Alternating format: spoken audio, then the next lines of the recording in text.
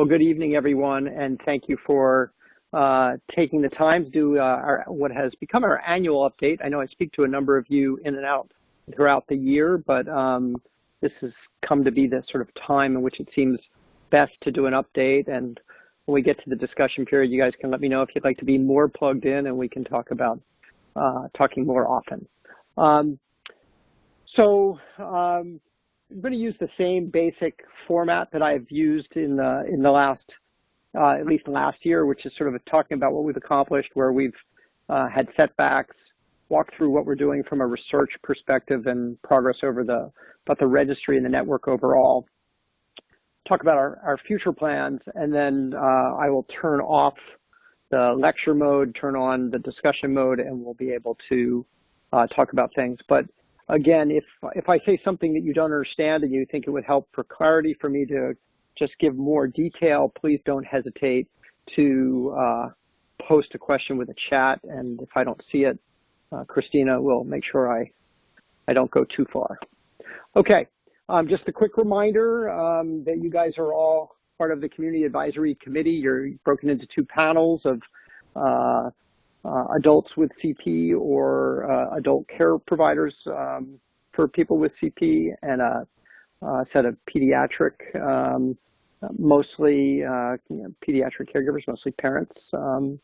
And the point of all this is, to have you guys represent the community where there's kind of some like immediate access to me or the other investigators about the direction of CPRN, and to help us sort of think through things with studies and our strategic direction. And then, as I will say, and we'll talk about at the end, there's always an opportunity to participate, and a number of you have, in the various quality improvement initiatives or studies, and I welcome that continued involvement. And I see I need an E on the word appropriate, but we'll worry about that at a future time. So in terms of what we've accomplished, I was looking at, I used what we said we were going to do from last year, and I feel like we've done quite well. I have fewer setbacks than I had the prior year. So in terms of research progress, we've got our two funded studies, that's still the only funded studies that we have to date, although we are partnered with Uni Narayan, who's one of our executive committee members at Sick Kids, and he just got funded for a study that we're a part of. I didn't list that here, but that's like new breaking news, and I can talk about what that's about. But the studies that are funded are making good progress.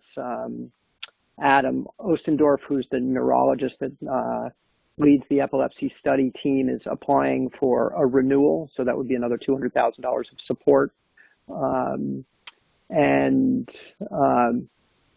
Michael Kruer's study, the genetic study, is a 5-year study, and a lot of the first year is spent on infrastructure, and we are working a lot on that, and that's been coming along quite well.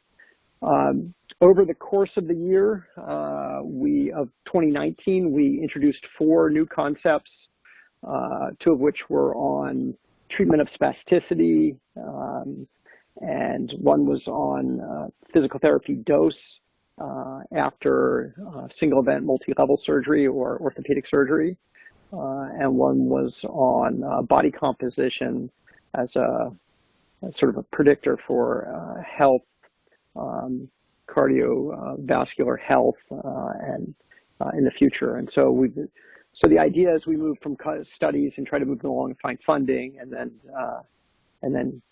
get them going from there. So 3 of those have actually proceeded to submit for funding. One is still, and this process is slower than I would like, but one is still sort of zooming in on the right funding opportunity. But we've had lots of good dialogues with NIH and PCORI and other funders, and so I think we'll move along, and I have high confidence that 4th study will get funded or submit for funding, and very often it takes 2 or 3 tries to get that. So you have to have multiple shots on goal to get funding. We did launch the adult study that many of you participated in shaping with Mary Gennady and Debbie Thorpe.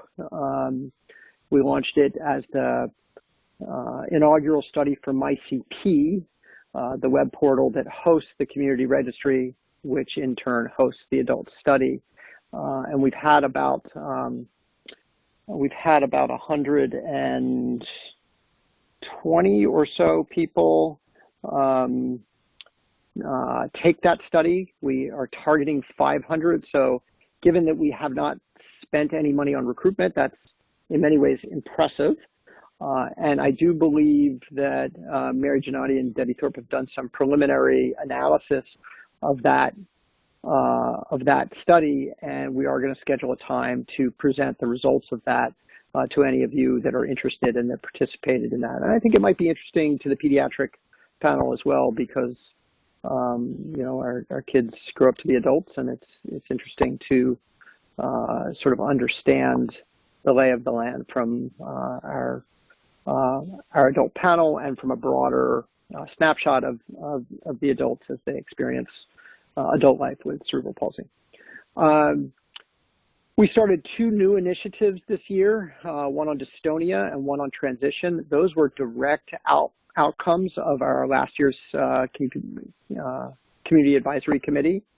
So as part of the discussion, you guys raised these topics. I then subsequently raised them with investigators, and they're both making great progress. Transition is difficult. We've learned a lot in the last 10, 11 months since we've been doing that, and I think we're gonna sort of shift gears on that. And then the dystonia project is one aimed at figuring out where is the most important place to do research on dystonia, and we're in the middle of that process still. That's like a version 2 of Research CP, and going well. And then we added a new study on the effect of speech ability on participation for people with CP. And that was actually an RFA, or a request for applications, that we ran based on funding from CP Now. So Michelle raised money specifically to fund research that's on the Research CP agenda, and we did an open call. We got 10 investigators that were interested. We told 5 of them that we thought that their topic was really a good fit for CPRN. And so we got 5 full applications, and we ran a scientific review process, and one really stood out as the best. It's a new investigator for us from Northeastern in Boston, and we're going to be launching that. That's going to run in the community registry, and we'll be launching that maybe by the end of this month. I'm very excited about that. So we're, you know, part of what is key is when we do research is to disseminate our work, get our findings out there. We had our second publication that came out this year, so it was 1 publication for the year, but 2 publications now that we've had since we were founded in mid-2015, which I'd say as a rate is maybe on the slower side, but I think what we're going to see is an acceleration of our publications in the coming year or 2 as we have many manuscripts in process. And so this is sort of a key validation point for the work that we do. We have been growing in presence at the annual meeting of the American Academy for Cerebral Palsy and Developmental Medicine. I think we've been steadily building, although I think we won't have as many presentations this year because we'll be more in writing mode, but we had 7 posters or speaking sessions last year in September that were most of them were based on data coming from our registry. So I think that's a strong testament to the ability of the registry to be a source of new knowledge. And many of those posters are proceeding towards either applications for funding or towards manuscripts to be published in journals that will be read by professionals that treat people with cerebral palsy. And then last on the sort of targeted accomplishments was network growth. We added 3 sites in 2019, and the only reason why we didn't add like 4 or so more is just getting the sort of final signed paperwork didn't happen within the year, but I will announce shortly that we've added Akron Children's Hospital, Shirley Ryan Ability Lab in Chicago, formerly the Research Institute, well, RIC, Rehabilitation Institute of Chicago, and St. Louis Children's. And all of these sites have made substantial progress. We just haven't announced it yet. So, it's pretty good geographic spread, and I'll show a map of that in a moment. The only thing that didn't go quite to plan is we had hoped by the end of the year to be transferring registry data from a number of sites that are collecting it. And it's a little bit of a technicality, but it's important for how the registry works, which is because we collect data predominantly, or our model to collect data is for these forms to be in the electronic medical record. So the physician is interacting with the patient and the patient family and they're not taking written notes. They're kind of clicking on boxes and buttons that then generates their note. But that process then of taking care generates data for research. That data lives in their EMR until they transfer it to the registry. And so the process to get it transferred is, purely a programming technical process and a little bit of legal agreement. We have the legal agreements done with like 25 sites, but getting them to transfer the data requires some training, a process that we've pulled together, and we've started to train, but we don't have as many sites transferring as I would like yet, and I'll show you some information on that in a moment. So that was our only real setback from my perspective. So I considered I should have shown you the study pipeline from a year ago. The whole goal of CPRN was to sort of galvanize the field, pull people together and accelerate research, create an infrastructure that made it easier to do research, bring people together across disciplines. And I've spent a lot of the last few years trying to fill the left end of this funnel with lots of ideas and then move them through application, and then implementation, and then the creation of knowledge, the publication of that knowledge, and then we want to take that result and sort of roll it back into the practice we do. And I'll talk more about that whole cycle in a bit. But as you can see, there's a lot of activity going on throughout the network. So the dark green is indicating things that are funded studies, either publicly or through a foundation. We have a number. We have a number of studies that we are writing up the data, either the preliminary data or the final data from, and these are 4 of the studies that are in various stages of development for publication. But the epilepsy effort is also working on a manuscript. And there are other manuscripts that will be, and the QI team is working on one for the ITB pump QI. So I think what we'll see in the next year or two, because manuscripts are a slow process written by very busy clinicians, but you'll see the amount of evidence that's published based on CPRN to be, grow manyfold.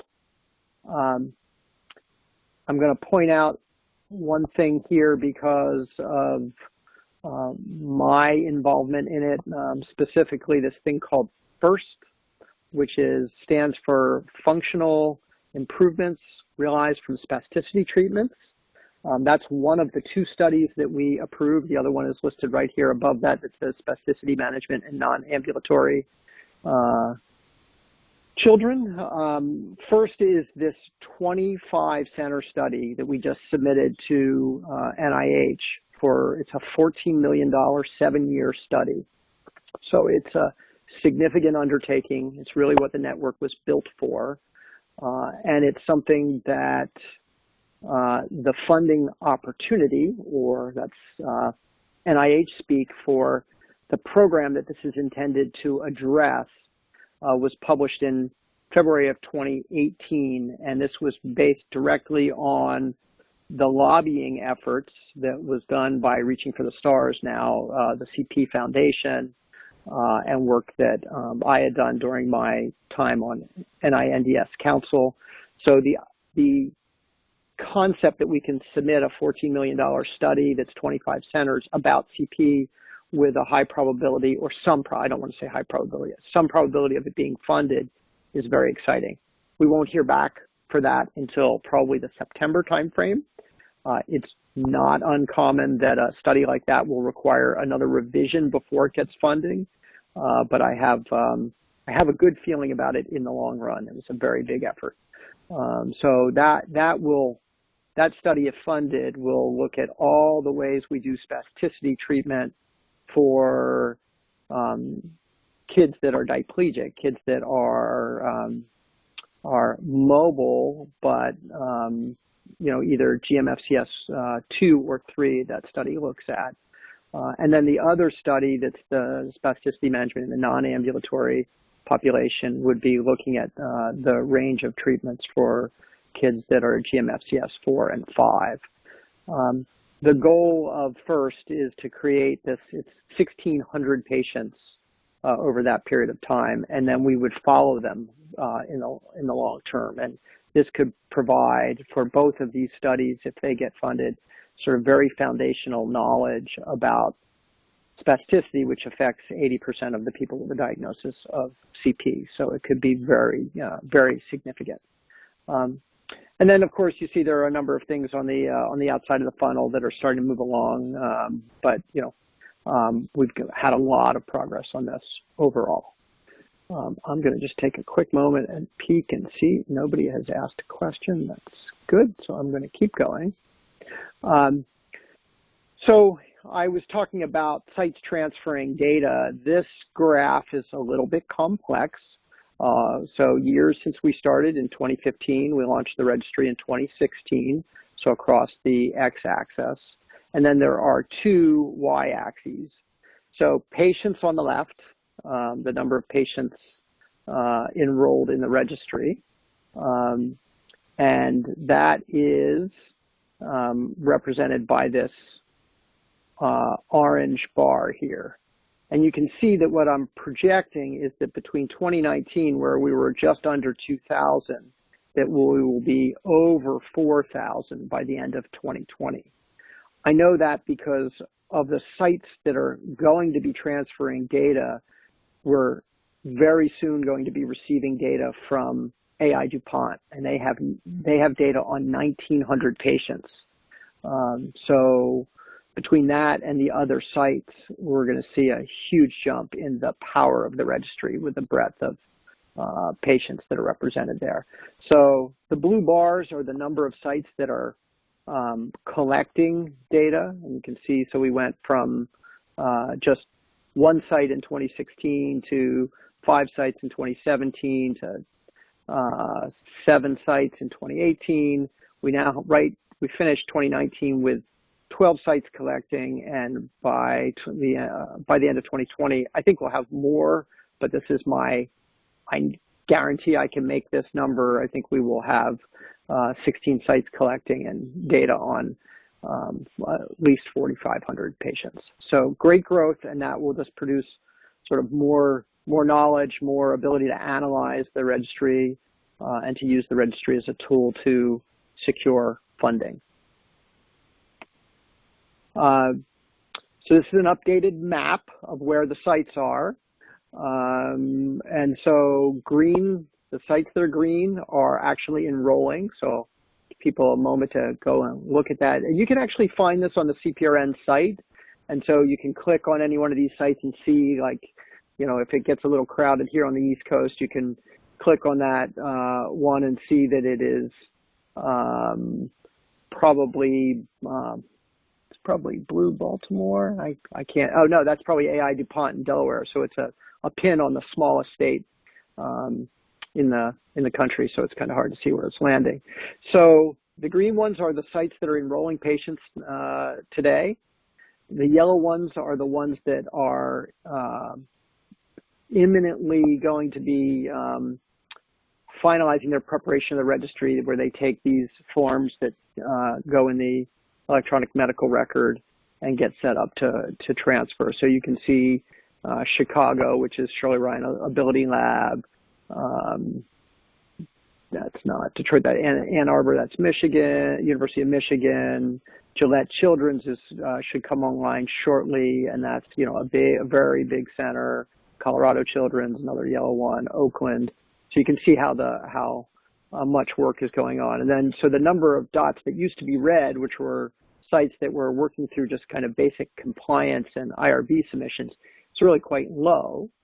And then we still have a number of candidate sites, including Johns Hopkins and their related sites, Kennedy Krieger and Mount Washington. We have St. Louis Children's, which is really quite far along but hasn't finalized their paperwork yet. So lots of sites coming on board, lots of people still knocking at my door interested in joining the network. So where are we going to go in 2020? Our goal is to continue to fill the funnel, to move those concepts along to the point that they are applying for money, because that can take several rounds, and get that public funding, and creation of more concepts. Frankly, moving the front of the funnel is a little thin at this stage, because we've moved a number of things along to the phase that they're applying for funding. Getting more money is good, but you got to be successful with what you've done. So moving forward, the genetics and epilepsy studies, the study of adults, and we've been working without funding for that, so we just have to do some more groundwork to recruit people, and then the speech study, which we'll launch shortly. Publications, which you talked quite a bit about, that's a really important validation point.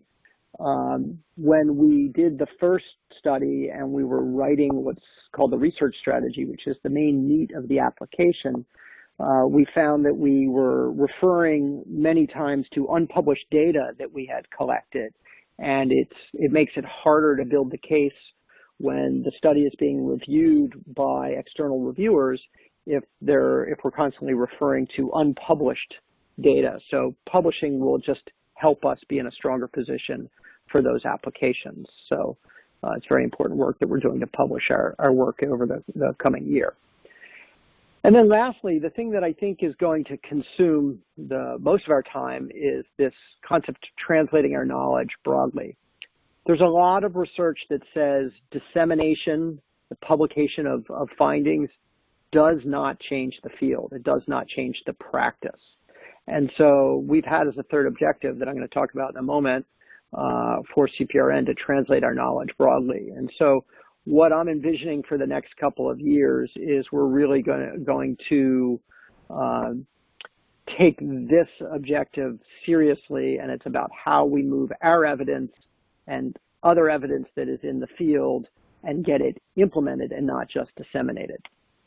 So when I refer to our third objective, I've shared these with you before, and I really have only the third one, so you can read the full thing. But we have 3 strategic initiatives. One about, fostering and creating our high quality research capability. Second is building a research infrastructure that underlies that can take in the funding and support the work. And then the third is this concept of translating our knowledge broadly. And since our strategy or our mission is to improve outcomes, it really doesn't do us a lot of good to just publish lots of great findings about the best things to do.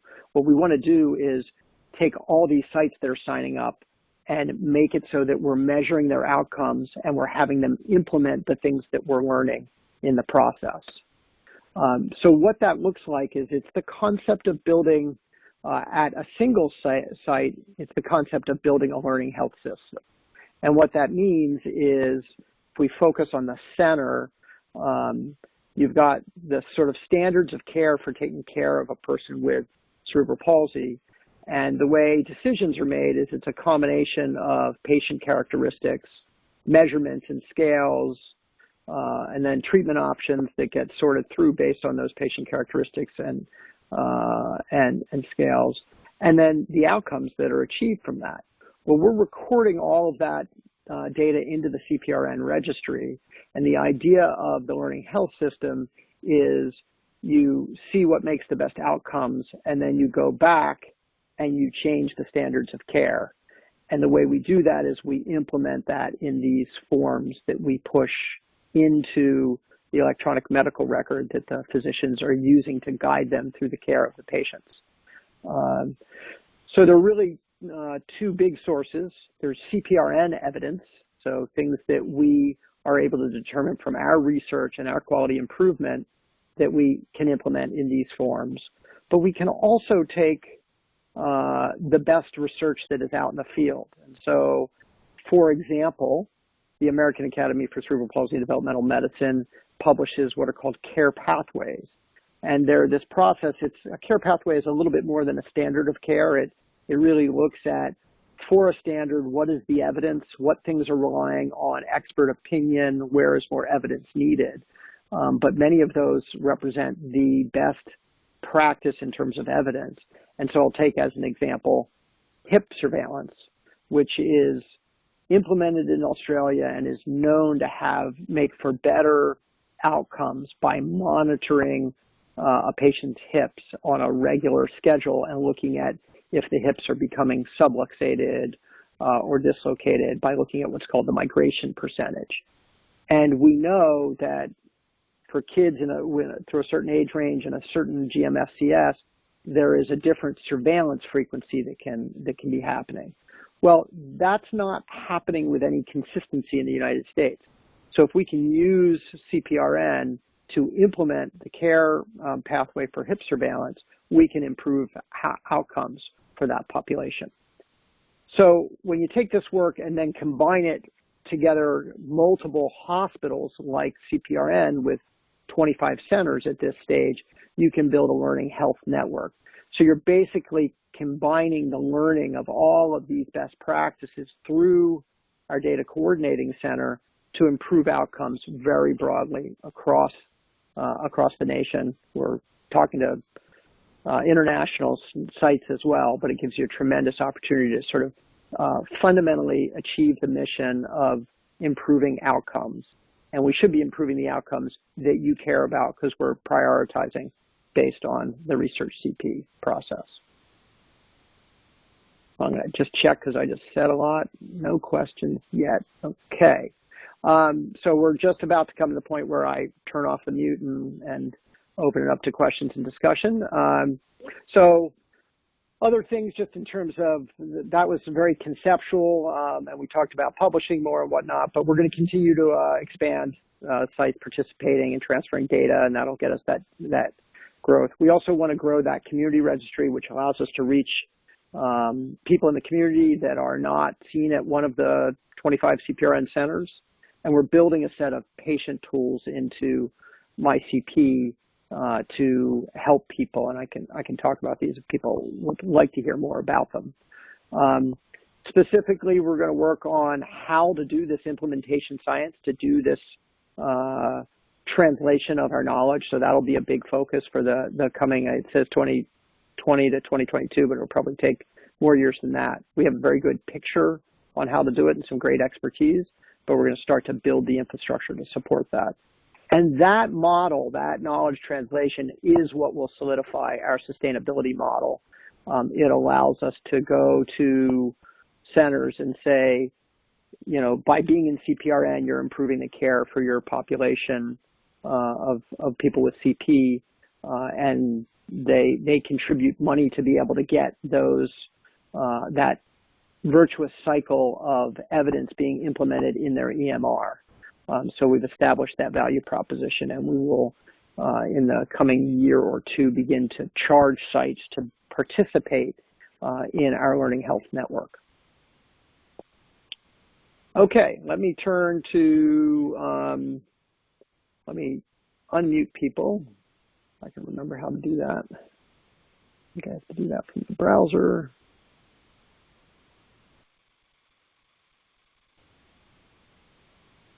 Okay, Let me go back to my slides. And so let me just stop there before I talk about any of these topics, but and see if people have questions or comments about where we are, where we're going.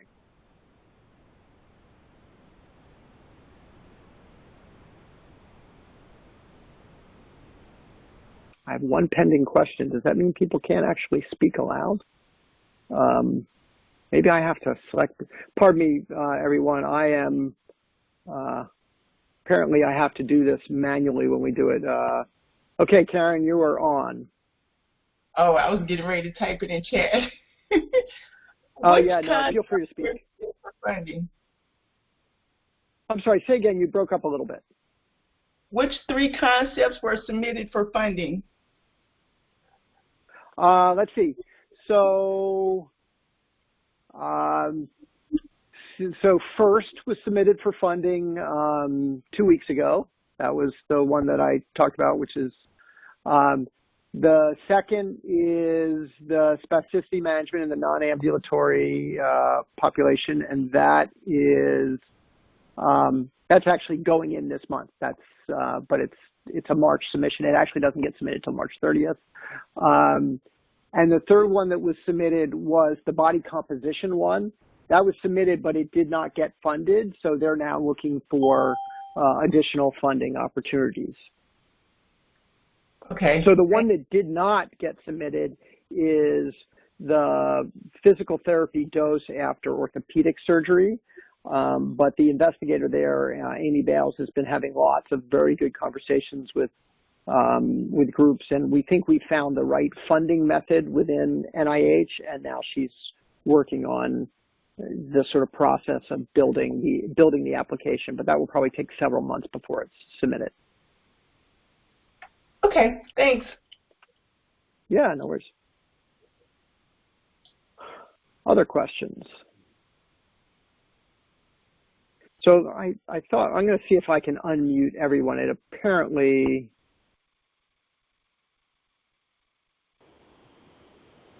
there we go. So Q&A session was this like very like controlled thing. So now you're all off mute. Anybody can ask a question if you got a question without having to submit it to the system or something like that.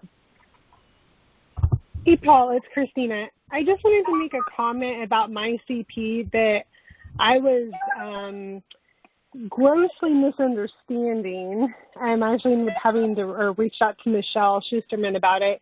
And my CP is a great resource and tool to use for everybody, adults with CP, parents, caregivers, anybody looking for additional information. It's not just a place for clinicians, researchers, just a hub of information that's, you know, posted out for discussions, if you will. So I just wanted to clarify that. I don't know if anybody else was kind of on the same thought process I was, but we definitely, I would like to see more involvement in there. I know I reached out a couple months ago for my son, but I just wanted to throw that out there in case anybody else was kind of under the same misguided information that I was. Yeah, that's a great point, and I will say, you know, a forum is not necessarily for everyone, but I would say it's not intended to be like a daily active discussion like you find on Facebook, but it is a tremendous resource, and we have some of the most senior clinicians there who will weigh in on questions. And we haven't, like, you know, John Borland's on the call, and John has just been very active and supportive and really helped a lot of other people. And so people sporadically post questions, and we get either community answers or clinician answers. And I think that's, it's really an invaluable thing. And we will be doing more investment there and getting more dialogues going. It's been quiet lately, but there are a number of people that are connected to it. So thank you for that that plug, Christina. I think it's invaluable, and I appreciate the efforts that you make and the efforts that you make as well, John, in sort of moderating and providing feedback to people. It's kind of a unique place in that regard.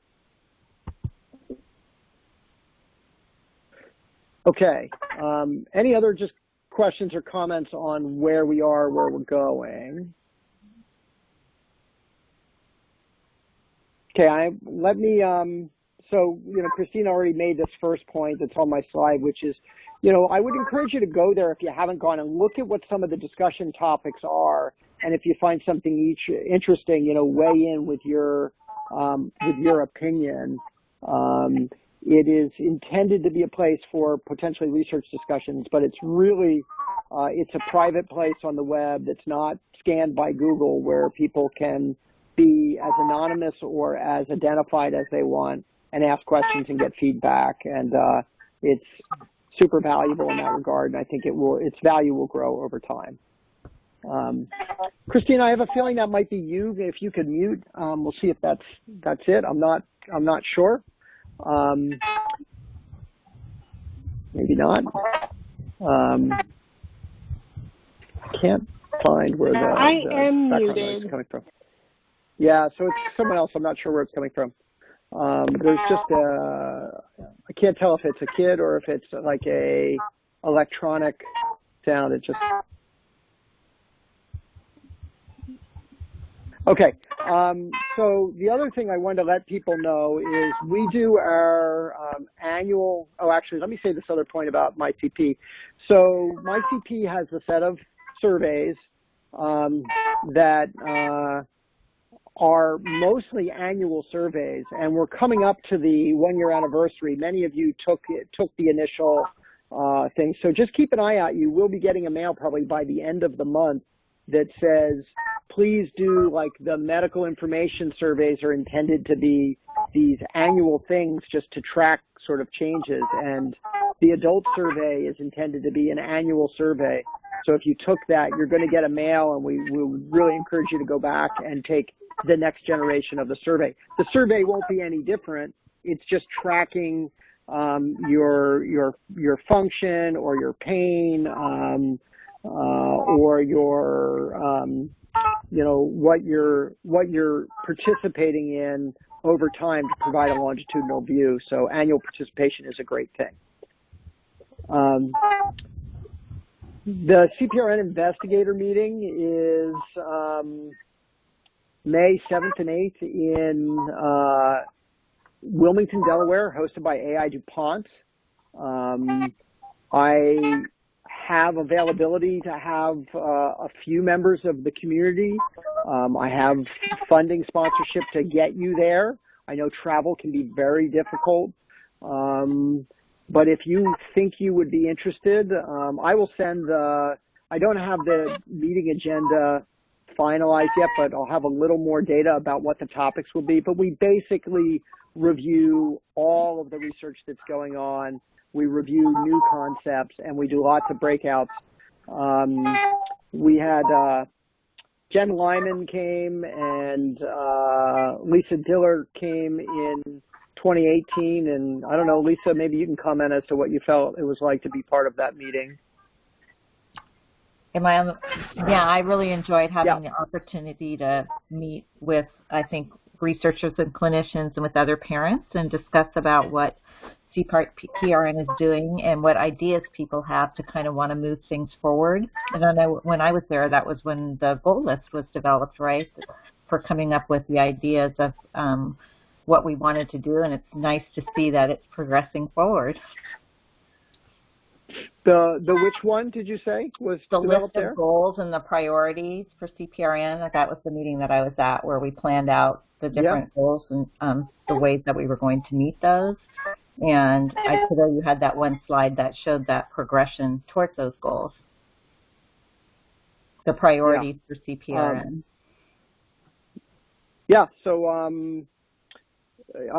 So I would just, again, suggest to anyone, if you're interested, I don't expect a lot of you to raise your hand, but the clinicians really love to hear your voice and your perspective. And like Research CP was a really powerful meeting and process, the investigator meetings it's just great to see so many people so committed to the research and to just be able to get their perspective. So John, just so you know, I have muted you because it was looking like noise was coming from your line, so you would have to do *6 if you wanted to speak.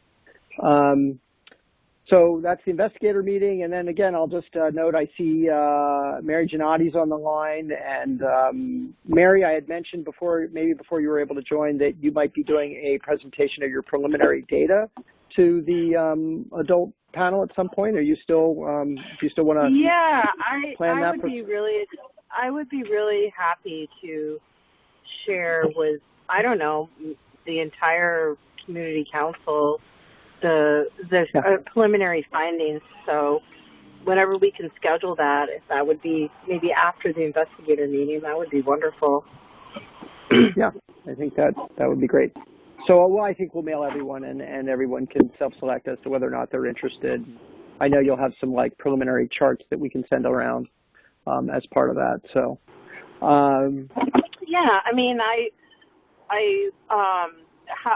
think that it would be really fun to, I mean, important to get the community council's reaction to the data, the first pass at analyzing the data, and to see what the council would like in terms of more information about, and, you know, any ideas to move it forward. I'd really like the community council to be, you know, engaged in this, because I feel like the message that we're trying to get out is so important and relevant. I mean, everyone grows up, and then there's all these problems that are, you know, like lightning strikes twice. You know, one thing you have CP, and now you have all these other things. And maybe if we could talk about them and prevent some or problem solve for them, would make people's lives better. So I'd like to engage the community council. It's a really important issue to me, adult issues. All right. Well, we'll get that scheduled. All right. Last call. Yeah, no problem. Thank you, Mary. Last call for anybody. Any comments? Anything you'd like to see us do? Anything you feel like we're missing? All right. I assume most of you are connected to the blog. I've been a little bit heads down with doing that big study, but we'll start to post about our progress, so we'll keep you informed that way. And always know, don't hesitate to email me, paul@cprn.org, if you have any questions about what we're doing or if there's anything I can help with. Thanks, everyone. Paul, thank you for the updates. They were great. Thank you, Paul. You're welcome.